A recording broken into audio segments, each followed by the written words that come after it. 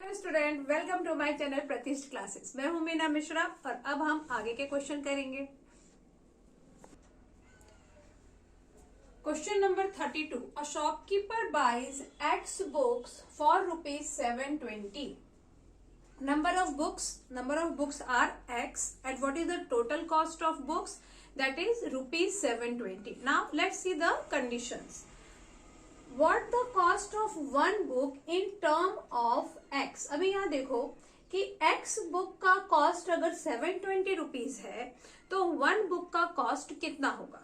इसके लिए हमको आपने वैसे सबको पता ही होगा, लेकिन फिर भी अगर कुछ बच्चों को डाउट है तो उनके लिए मैं बता रही हूँ कि मान लीजिए कि आप जाते हैं शॉप में और आपको वहां पर अगर कुछ लेना हो, फॉर एग्जाम्पल हमें अगर नोटबुक खरीदनी है तो वो बोले, हम शॉपकीपर से बात करें तो वो बोलता है कि 10 बुक का कॉस्ट ₹300 है, लेकिन अब हमें एक ही बुक खरीदना है और आपको वो 10 बुक का कॉस्ट बता रहा है ₹300। तो वन बुक का कॉस्ट कितना होगा? 300 को हम 10 से डिवाइड करेंगे तो ₹30। वन बुक ₹30, तो 10 बुक कितने का आ गया? 30 मल्टीप्लाई बाय 10 इज 300। तो ये आपने बहुत पहले 6th 7th में पढ़ा होगा कि जब आपको वन का रेट मालूम हो और ज्यादा का फाइंड करना होता है तो हम मल्टीप्लाई करते हैं, और अगर आपको ज्यादा का मालूम हो और वन का पता करना होता है तो फिर हम डिवाइड करते हैं। जैसे कि अगर मुझे 10 बुक का कॉस्ट पता है और मुझे वन बुक का चाहिए तो वो टोटल कॉस्ट को मैं 10 से डिवाइड करूंगी। लेकिन अगर मुझे वन बुक का कॉस्ट पता है, जैसे वन बुक अगर 30 की है और मुझे 5 बुक खरीदना है तो मैं 30 को 5 से मल्टीप्लाई करूंगी, क्योंकि यहाँ मुझे वन का रेट पता है, ज्यादा का फाइंड करना है तो मल्टीप्लाई, ज्यादा का पता है वन का फाइंड करना है तो डिवाइड। इसको याद रखने के लिए भी बहुत इजी ट्रिक है कि ज्यादा, कभी भी जब हम मल्टीप्लिकेशन करते हैं तो हमें आंसर ज्यादा ही आता है, लेकिन अगर हम डिवाइड करते हैं तो आंसर हमेशा कम आता है। जैसे अगर आप 300 को 5 से डिवाइड कर दो तो जो भी आपको आंसर मिलेगा वो कम मिलेगा, लेकिन अगर आप 25 को 5 से मल्टीप्लाई कर दो, 25 और 5 का ही लेते हैं, 25 को 5 से आप मल्टीप्लाई करेंगे तो आपको बड़ा नंबर आंसर में आएगा, लेकिन अगर 25 को आप 5 से डिवाइड करते हैं तो आपको छोटा नंबर आंसर में आएगा। तो अगर हमें कम वैल्यू चाहिए तो डिवीजन, ज्यादा चाहिए तो मल्टीप्लीकेशन। ज्यादा का पता है, एक का फाइंड करना है तो ऑफकोर्स डिवीजन, क्योंकि ज्यादा एक का रेट तो कम ही होगा ना, और अगर एक का पता है और ज्यादा का फाइंड करना है तो मल्टीप्लीकेशन। तो स्टार्ट करते हैं हम लोग हमारा पहला question. What the cost of one book in term of x. अभी यहाँ पर एक्स कोई भी नंबर हो सकता है, तो एक्स बुक का कॉस्ट अगर ₹720 है तो वन बुक का कॉस्ट कितना होगा? नंबर ऑफ बुक से उसकी जो प्राइस है उसको हम डिवाइड करेंगे, तो एन बुक का कॉस्ट एक्स, तो हम क्या लिखेंगे? What is the cost of one book? तो आप इसको ऐसे लिख सकते हैं, cost of x book is equal to 720, cost of one book is 720 by x. ये हमारा कॉस्ट ऑफ वन बुक आ गया। अभी सेकेंड क्वेश्चन में ये है, second condition, if the cost per book be ₹5 less. यहाँ पे वन बुक का कॉस्ट कितना है? 720 बाय एक्स। तो अगर पर बुक का कॉस्ट ₹5 लेस वो हमें बताए, हमारे पास टोटल पैसे ₹720 है, ₹720 में हम एक्स नोटबुक खरीद रहे हैं। अब अगर वो नोटबुक का रेट कम हो जाए, कितना कम हो जाए? ₹5 कम हो जाए, तो हम 2 बुक और खरीद पाते हैं। वही लिखा है यहाँ पे, the number of books that could be 2 मोर। अभी तक जो नंबर ऑफ बुक एक्स था और एक बुक का कॉस्ट था 720 बाय एक्स, तो अगर ये 720 बाय एक्स कितना कम हो जाए? ₹5 लेस हो जाएगा, तो हम कितना बुक ज्यादा खरीद पाएंगे? 2 बुक। तो अब हम देखते हैं कि अगर हम 2 बुक ज्यादा खरीद रहे हैं तो प्राइस कितना होगा। अभी हमने देखा कि जब हम एक्स बुक का कॉस्ट ₹720 है तो वन बुक का कॉस्ट कितना हुआ? 720 बाय एक्स, और अब हम कितना बुक खरीद रहे हैं? x plus 2। तो हम यहाँ क्या लिखेंगे? Cost of x plus 2 books is also what? Rupees 720। क्योंकि पैसे तो हमारे पास 720 ही है। अभी बुक हम ज्यादा क्यों खरीद पा रहे हैं? क्योंकि दोनों जो हमारा प्राइस था बुक का वो कम हो गया है। तो cost of x plus 2 books is rupees 720। तो इस केस में कॉस्ट ऑफ 1 बुक कितना होगा? इस केस में कॉस्ट ऑफ 1 बुक है 720 बाय x plus 2। ये है जब हमने x बुक खरीदा तब एक बुक इतने की थी, जब हमने x plus 2 बुक खरीदा तब एक बुक इतने की हुई, और इन दोनों में जो डिफरेंस है वो 5 रुपीज का है। अब आपको ये पता चल गया होगा कि ये नंबर मोर है and this number is less, क्योंकि अभी इसने बताया कि जब कॉस्ट ऑफ पर बुक 5 रुपीज कम होगा तभी हम 2 बुक और एक्स्ट्रा खरीद पाएंगे। तो ये जो कॉस्ट ऑफ पर बुक है ये क्या है? 5 रुपीज लेस है और ये 5 रुपीज मोर है। इन दोनों को जब आप माइनस करेंगे तो इज इक्वल टू 5 आना चाहिए। जैसे कि अगर मैं बोलूं कि 7 में और 12 में कितने का डिफरेंस है? 12 माइनस 7, 8, 9, 10, 11, 12, 5 का डिफरेंस हुआ। तो मैं अगर ऐसा बोलूं कि तो 7 और पहले कोई चीज 12 थी और बाद में वो 5 लेस हो गई, तो आप क्या करेंगे? 12 माइनस 7 इज इक्वल टू 5, क्योंकि वो 5 लेस होने के बाद जो नंबर है वो 7 बनेगा। 12 में से आप 7 को माइनस करेंगे तो इज इक्वल टू 5 आएगा। इन दोनों में जो डिफरेंस है वो कितने का है? 5 का है। ये 5 क्या है? ये 5 लेस है एंड ये 5 मोर है। तो फिर हम यहाँ लिखेंगे according to given condition,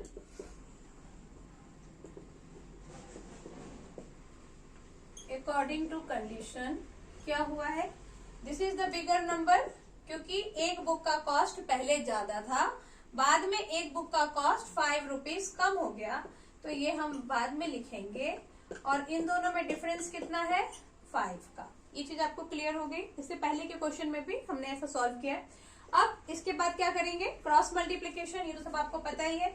720 multiply by x plus 2 minus 720x और denominator x into x plus 2 is equal to, ये आ गया आपका 5। अब मल्टीप्लाई करो तो 720x प्लस 722 जा 0, 2 2 जा 4, 7 2 जा 14 minus 720x by x into x is x square plus 2x is equal to 5।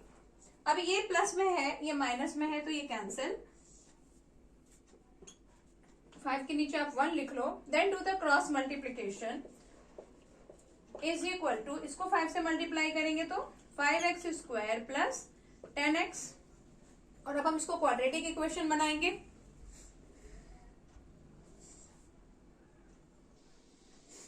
अब हम इसको आगे सॉल्व करेंगे।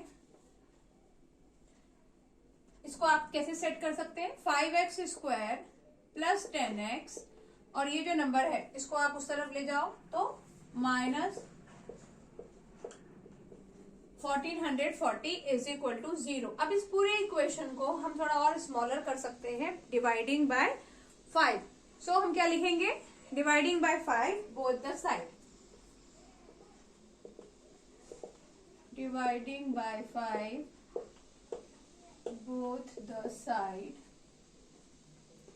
और 5 से जब आप डिवाइड करते हैं तो x स्क्वायर ये हो जाएगा 2x और ये कितना हो जाने वाला है? 5 2 10, 5 8 40, 5 8 40 is equal to 0। x square plus 2x minus 288 is equal to 0। और अब हम 288 का फैक्टर फाइंड करेंगे। तो 288 का फैक्टर क्या हो सकता है? यहाँ पर आपको क्या चाहिए? प्लस या माइनस करके 2 चाहिए। तो इससे पहले भी हमने सीखा हुआ है फैक्टर कैसे फाइंड करते हैं। ये एक मेथड है। 2 1 जा 2, 4 जा 8, 2 7 जा 14, 2 3 जा 6, 2 6 जा 12, 2 1 जा 2, 2 8 जा 16, 9 जा 18, 3 3 जा 9 एंड 3 1 जा 3। एक बार इसको चेक करेंगे। 2 1 जा 2, 4 जा 4 जा, 7 जा 2 जा, 3 जा 6 जा, 2 1 जा 8 जा, 9 जा 3 जा 3 जा। अब आपको क्या करना है, ये आपको मालूम है कि इसका हमें ग्रुप बनाना है, ऐसा ग्रुप जो प्लस माइनस करके 2 आ जाए। तो ऐसा ग्रुप कैसे बनेगा, 2 2 जा 4, 2 जा 8, 8 2 जा 16, 3 3 जा 9, 2 जा 18। अगर हम 16 और 18 लेते हैं, 16 और 18 लेते हैं तो 16 में से आप 18 माइनस करोगे तो आपको 2 मिलेगा, और 16 और 18 मल्टीप्लाई करके 288 मिलेगा कि नहीं, ये तो हमें चेक करना ही नहीं, क्योंकि ये उसी का फैक्टर है।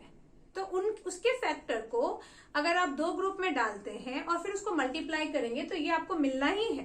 तो हमें इसको चेक नहीं करना है, जब भी हमें ग्रुपिंग करनी है तो हमें ये चेक करना है कि ये हमें मिलता है कि नहीं, 2। तो यहाँ हमें मिला 16 और 18, अभी 2 हमें प्लस में चाहिए तो 18 हम प्लस में लेंगे और 16 हम माइनस में लेंगे। तो हम सेट क्या लिखेंगे, x square plus 18x minus 16x minus 288 is equal to 0। यहां से आप x कॉमन ले लो तो x प्लस 18, और यहां से आप माइनस 16 कॉमन ले लो तो x प्लस 18 वापस आएगा ही।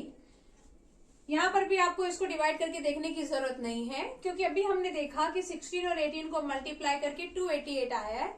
तो इसका मतलब ये हुआ कि 288 को जब आप 16 से डिवाइड करते हैं तो आपको 18 मिलेगा, और अगर आप उसको 18 से डिवाइड करते हैं तो आपको 16 मिलेगा। और कॉमन लेने का मतलब होता है डिवाइड करना। x प्लस 18 और यहाँ क्या आ गया, x minus 16 is equal to 0। जब हम x प्लस 18 लेंगे तो x मिल जाएगा हमको माइनस 18, और x minus 16 is equal to 0 जब हम लेते हैं तो x मिल जाएगा हमको 16। और यहाँ पर x क्या था, x था नंबर ऑफ बुक्स। तो number of books can not be negative, तो हम माइनस 18 नहीं लेंगे और हमारा आंसर क्या होगा, 16। तो हम यहाँ पे लिख देंगे कि number of books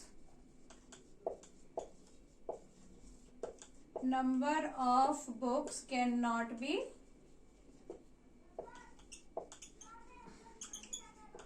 negative, so x is equal to 16 is the answer.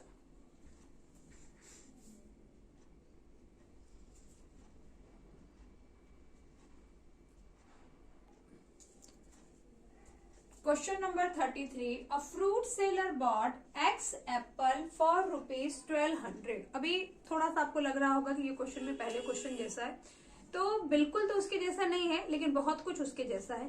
तो देखते हैं हम लोग क्या डिफरेंस है, और अगर कुछ डिफरेंस है तो फिर उसको कैसे हमको आइडेंटिफाई करके और फिर सॉल्व करना है। तो यहाँ पर आपको दिया हुआ है कि x Apple is brought for rupees 1200, right the cost price of each apple in term of x. तो पहला तो हमको समझ में आ गया कि अगर एक्स एप्पल उसने 1200 रुपीज में खरीदा है तो एक एप्पल का कॉस्ट उसको कितना पड़ेगा, अभी हमने डिस्कस किया था 1200 बाय एक्स। तो ये तो हम बड़ी आसानी से लिख पाएंगे। यहाँ पर हम सोल्यूशन स्टार्ट करते हैं। क्या लिखेंगे हम, cost of x apple rupees, x apples rupees 1200, और cost of one apple 1200 by x. ये तो वन एप्पल का कॉस्ट हो गया। अब आगे की कहानी ये है, if 10 of the apples were rotten and he sold each of the rest at ₹3 more than the cost price of each. 10 Apple खराब हो गए, यानी पहले हमारे पास एक्स एप्पल थे और अब हमारे पास 10 एप्पल कम है। तो अब हमारे पास कितने एप्पल है, x माइनस 10, और जो x एप्पल थे उसका कॉस्ट प्राइस कितना था, 1200 बाय x। एक एप्पल का कॉस्ट प्राइस था 1200 बाय x। तो अब ये बोल रहा है कि जब 10 एप्पल रोटन यानी खराब हो गए तो जो कॉस्ट प्राइस था उसने उस कॉस्ट प्राइस में +3 करके वो बाकी बचे हुए एप्पल बेचे। तो अब सेलिंग प्राइस क्या होगा, उसको कितने एप्पल बेचने थे, उसको बेचने थे टोटल x माइनस 10 एप्पल, क्योंकि 10 तो खराब ही हो गए। तो x माइनस 10 एप्पल वो कितने में बेचने वाला है, एक एप्पल वो बेचने वाला है 1200 बाय x +3, कॉस्ट प्राइस में 3 ऐड करके वो बेचने वाला है। तो ये कॉस्ट प्राइस था 1 एप्पल का, इसमें +3 करेंगे तो 1 एप्पल का सेलिंग प्राइस आएगा और हमको बेचने हैं x माइनस 10 एप्पल। तो x माइनस 10 एप्पल का सेलिंग प्राइस क्या होगा? Selling price of x minus 10 apple is x minus 10 multiply by 1200 by x plus 3। Selling price कितना होगा? क्योंकि अभी हमने डिस्कस किया था, मान लो 2 पेन का कॉस्ट अगर 5 रुपीज है, सॉरी 1 पेन का कॉस्ट अगर 5 रुपीज है तो 6 पेन का कॉस्ट कितना होगा? 6 × 5। तो ऐसे ही अगर 1 एप्पल वो इतने में बेच रहा है तो x माइनस 10 एप्पल वो कितने में बेचेगा? x minus 10 multiply by this number. तो ये आ गया आपका सेलिंग प्राइस। अभी थर्ड में आपको क्या करना है? If he made profit of ₹60 in this transaction form an equation and evaluate x। अभी प्रॉफिट की बात आ गई, तो अब आपको बैक उसमें जाना है, फ्लैश बैक में, और याद करना है कि प्रॉफिट का फॉर्मूला क्या होता है। Profit selling price minus cost price, क्योंकि सेलिंग प्राइस जब ज्यादा होगा कॉस्ट प्राइस कम होगा तभी प्रॉफिट होगा। तो हम यहाँ लिखेंगे, अभी प्रॉफिट की बात आई है तो प्रॉफिट का फॉर्मूला लिखना पड़ेगा। Profit is equal to selling price minus cost price, और प्रॉफिट कितने का हुआ है? 60 रुपीज का। सेलिंग प्राइस कितना था? x माइनस 10 1200, इसको मल्टीप्लाई कर देती हूँ, 3x बाय x, और कॉस्ट प्राइस कितना था? कॉस्ट प्राइस था इसका, cost price of x Apple was ₹1200। तो ये 1200 हो गया कॉस्ट प्राइस। तो इस तरह से हमने, क्योंकि ये इसमें हम 1200 बाय x नहीं लिखेंगे क्योंकि वो 1 एप्पल का कॉस्ट प्राइस है, और यहाँ पूरे की बात हो रही है क्योंकि पूरे में प्रॉफिट उसको 60 हुआ है, 1 एप्पल बेच के 60 नहीं मिला। तो पूरे का प्रॉफिट, पूरे का selling price minus total cost price. अब हम इसको सॉल्व करके इक्वेशन फॉर्म करेंगे और फिर इसको सॉल्व करेंगे। अभी इस क्वेश्चन को मैंने थोड़ा सा सॉल्व करके और क्वाड्रेटिक इक्वेशन यहाँ पे फाइंड कर लिया है, तो देखते हैं कि कैसे सॉल्व करना था। यहाँ पर देखो, ये तो हमारा आ गया था। अब यहाँ 60 को लिखा x minus 10 multiply by 1200 plus 3x। ये दोनों मल्टीप्लाई होंगे क्योंकि मल्टीप्लाई का साइन है, माइनस इस x को इससे मल्टीप्लाई करना पड़ेगा, तो ये ऐसा आ गया। अभी जब आप इसको मल्टीप्लाई करते हैं तो 1200 multiply by x 1200x, 3x into x 3x square minus 10 multiply by this 12,000 plus minus minus 30x minus 1200x divided by x। ये प्लस में था, ये माइनस में था, इट इज कैंसिल। अब आपके पास बच गया 3x square minus 12,000 minus 30x divided by x। फिर यहाँ क्रॉस मल्टीप्लीकेशन, तो ये इक्वेशन आ गया। अब 3x स्क्वायर माइनस 12,000 माइनस 30, ये 60 इधर आके माइनस 30 हो गया, minus minus plus sign minus. इस पूरे इक्वेशन को हम 3 से डिवाइड कर सकते हैं, तो ये 3 से डिवाइड कर दिया, डिवाइडिंग बोथ साइड बाय 3, और ये आपका प्रॉपर एक इक्वेशन आ गया जिसको हमने क्वाड्रेटिक इक्वेशन के स्टैंडर्ड फॉर्म में सेट किया। अब आपको 4000 का फैक्टर फाइंड करना है कि प्लस माइनस करके 30 आ जाए। तो यहाँ देखो 40 कैसे आएगा? 8 5 40। अभी 40 हम क्यों ढूंढ रहे हैं? हमें क्या चाहिए? 4000 को फैक्टराइज करना है, प्लस माइनस करके आपको चाहिए 30। तो अगर दो मतलब सिंगल जीरो वाले नंबर आते हैं, जैसे मान लो कि 20 को 30 से मैंने डिवाइड किया, तो 20 इंटू 30 मल्टीप्लाई किया, तो 20 इंटू 30 600 आपको देगा। तो इसलिए इसको थोड़ा क्या कर रहे हैं हम लोग कि 40 किसके टेबल में आता है वो देख लेते हैं। तो 8 5 40, तो इसका मतलब अगर मैंने 80 और 50 ले लिया, 80 और 50, तो 80 में से 50 गया तो 30।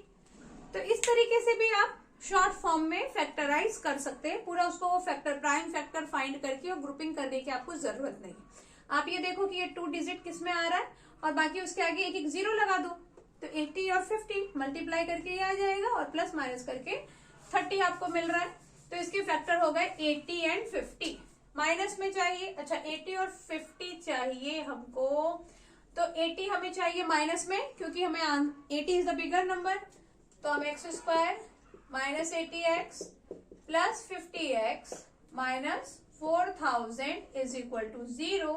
यहां से आप x कॉमन ले लोगे तो x माइनस 80, यहाँ आप 50 लिखोगे, अगेन x माइनस 80 और x माइनस 80 और दूसरे में आ जाएगा x प्लस 50। इसको जब आप सॉल्व करते हैं तो x minus 80 is equal to 0, x is equal to 80 और यहाँ जब आप इसको सॉल्व करेंगे तो x minus 50 is equal to 0, x is minus 50। Negative number हम नहीं ले सकते हैं क्योंकि यहाँ पे x क्या था, नंबर ऑफ एप्पल थे, तो again number of Apple can not be negative, so x is 80। तो हम यहाँ लिखेंगे number of apples can not be negative, therefore x is equal to 80 is the answer।